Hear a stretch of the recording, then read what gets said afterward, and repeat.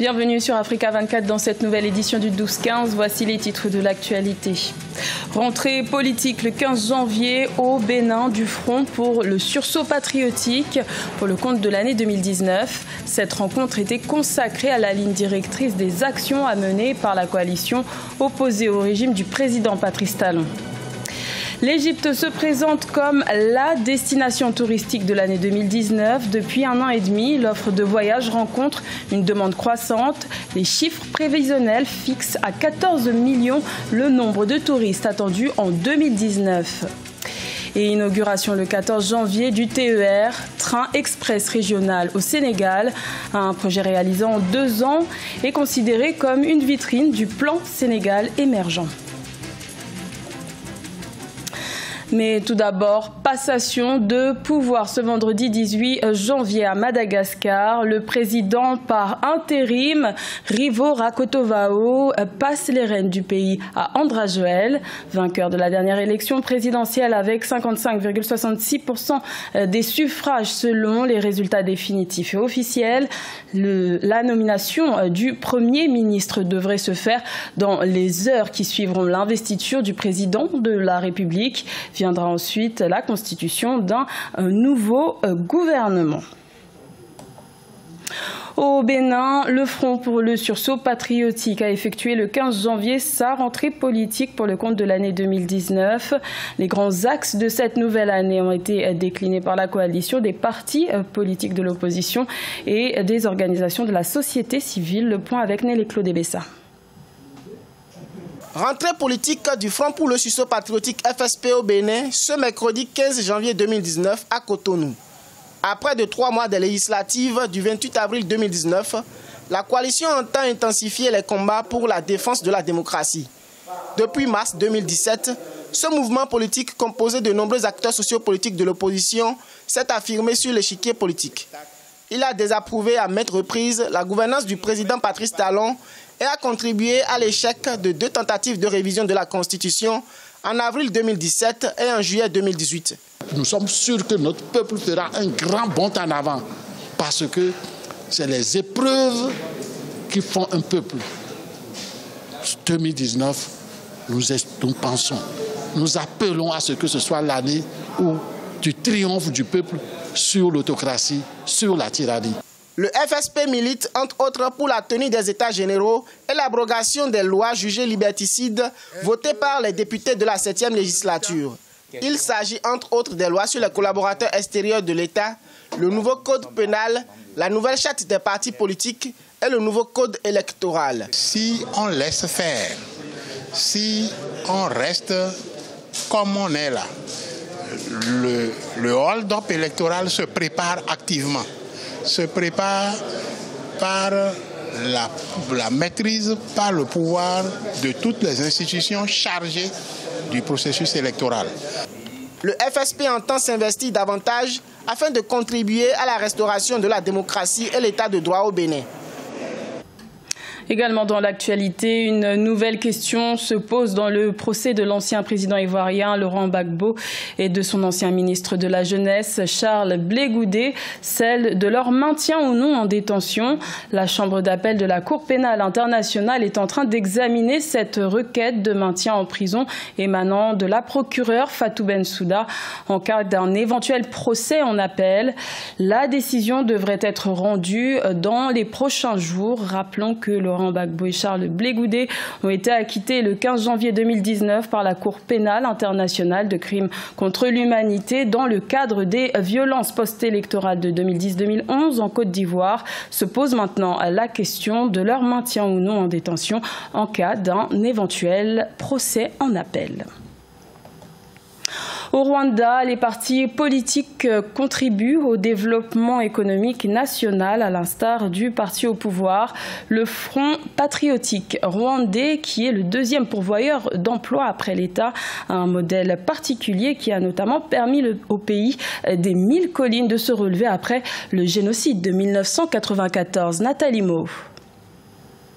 S'assurer contre les mauvaises récoltes et les inondations n'est pas un mirage au Rwanda. En effet, depuis 2017, le gouvernement a lancé un programme visant à augmenter les assurances pour l'agriculture et l'élevage, ainsi que les prêts agricoles de 5,2% à 10,4%. Le projet d'une durée de 7 ans s'étale jusqu'en 2024. Ce type d'assurance permet d'assurer les agriculteurs à moindre coût et en fonction des indices météorologiques.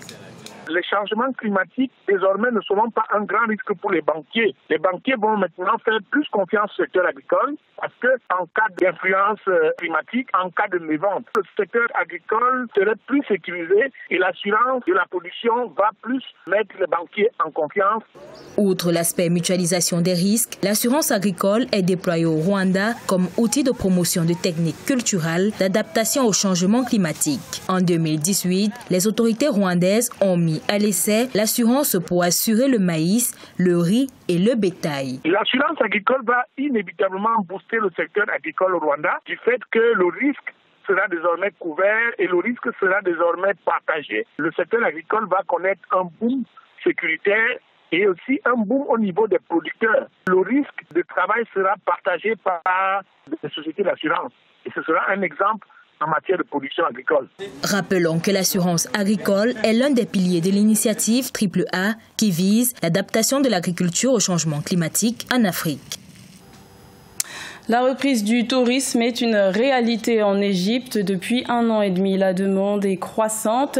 La destination semble revenue au goût du jour malgré les défis sécuritaires et la prolongation de 3 mois supplémentaires de l'état d'urgence depuis le 15 janvier. Vina Nodin. L'économie égyptienne se porte bien, en grande partie grâce au secteur touristique qui représente environ 12% du PIB du pays. L'Égypte table sur 14 millions de touristes en 2019 et sur 20 millions de touristes en 2020, et ce, malgré la persistance des risques liés au terrorisme. Selon l'Organisation mondiale du tourisme, le pays a enregistré le 2e plus haut taux de croissance des arrivées touristiques sur le plan mondial. L'Égypte est parvenue à renouer avec un développement touristique.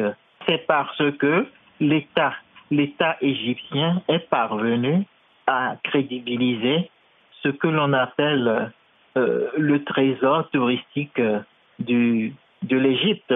Sur les sites touristiques, la sécurité a été renforcée. Le pays ne séduit pas que les touristes. Il est également classé première destination des investissements en Afrique par la banque d'affaires sud-africaine Rand Merchant Bank. Le pays des pharaons semble être de retour du côté des leaders du continent. Ce qui, à mon avis, attire en Égypte, c'est peut-être la découverte des gisements de gaz au large de la Méditerranée. Il y a eu des découvertes de gaz, de gisements de gaz qui ont été faits récemment.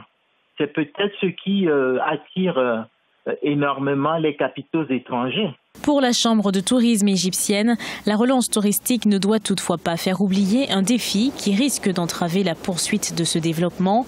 Il s'agit du nombre de vols à destination de l'Égypte qui n'a pas encore retrouvé ses performances. Après 2011, les compagnies aériennes ont réduit le nombre de leurs vols à destination de l'Égypte. Le président Macky Sall a inauguré le 14 janvier 2019 le TER sénégalais, le train express régional. Ce projet ferroviaire est considéré comme une vitrine du plan Sénégal émergent. À près d'1 mois de l'élection présidentielle, l'aboutissement de ce projet réalisé en 2 ans est loin d'être anodin. Reportage de notre correspondant El Adjenjaï. Le chef de l'État sénégalais Macky Sall a réceptionné ce lundi 14 janvier 2019 le train express régional dont l'exploitation est prévue au mois de juin 2019. La phase 1 Dakar-Diamniadio du TER comprend 2 lignes de 36 km à écartement standard. Les trains fonctionnent au diesel et à l'électricité avec une capacité de transport de 115 000 voyageurs par jour. Chaque train composé de 4 wagons pourra accueillir 565 voyageurs répartis entre les classes économiques et la classe affaires, toutes étant climatisées et dotées d'un réseau Wi-Fi. Le projet du TER a globalement mobilisé 656 milliards de francs CFA. Les trains vont permettre au quotidien de rallier les villes de Diamniadio et Dakar en moins de 50 minutes avec une vitesse de pointe de 160 km par heure. Donc il y a la rapidité, le confort, il y a également la sécurité, parce qu'il s'agit d'assurer une sécurité optimale, aussi bien dans le train, dans son environnement, mais même aussi la sûreté, c'est-à-dire la ligne ferroviaire par rapport à l'extérieur, par rapport à d'autres menaces. Et toutes ces conditions, toutes ces préoccupations sont prises en compte. Donc c'est pourquoi nous sommes très contents vraiment de ce qui est fait aujourd'hui et de cette journée qui est une journée historique pour le Sénégal. L'objectif du TER, dont les travaux ont débuté fin 2016, est d'améliorer la mobilité urbaine et de décongestionner la capitale Dakar. Ce journal a été réalisé par l'ensemble de la rédaction. Merci de votre fidélité. L'information continue sur Africa 24.